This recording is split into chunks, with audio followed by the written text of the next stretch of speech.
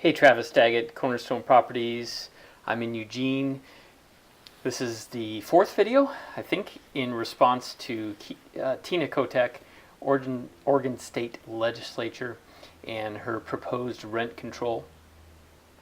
We talked about how it affects vacancy rates and supply. We talked about how rent control changes tenant behavior. And last major point in response to her rent control proposal is what it does to properties themselves. So if you're a landlord and you've taken the risk, usually you've borrowed money to purchase property, to improve it. If you're going to take that risk, then you need to have the profit potential to justify that risk. Rent control takes that away. It takes away that margin where landlords are able to improve property. And are they improving property to be able to increase the rent? Well, of course they are. Are they improving the property to be able to attract higher quality tenants? I don't mean higher quality people, I just mean higher quality in the tenant sense. Yes, they are, because they're a business. They're in business to make profit. So now if you cap their rent, then what are they going to do as far as improvements? Well, doesn't common sense tell you they're going to stop making improvements? They just don't have the margin. They don't have the profit to be able to make those improvements anymore.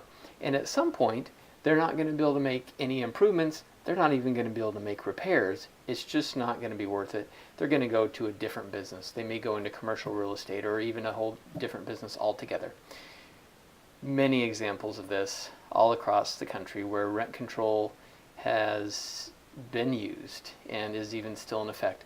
One great example is New York, that bastion of rent control. In New York, during the Great Depression, there was more building than there was in the 1990s. Okay, so think about that. And that's because there was no rent control during the Great Depression. There was in the 90s. Another example, again, in New York, there are 4 times more abandoned units, abandoned places someone could be living, than there are homeless people. Why is that? Well, again, at some point, because of rent control, it just didn't make sense anymore for these landlords to hold on to this place and keep it improved, keep fixing it, because they can't charge more rent to cover that cost. So they just leave it. It's a ghost town. They leave these places empty. Another effect of rent control. So I hope that summarizes and gives you just some ideas on rent control. I hope it gets you to think and hopefully respond. Go ahead and comment, of course, wherever you see this video. Like it, share it. And if you have any questions, of course, ask. We talked about how rent control affects supply and demand, how it affects tenant behavior today, how it affects landlords and improvements specifically.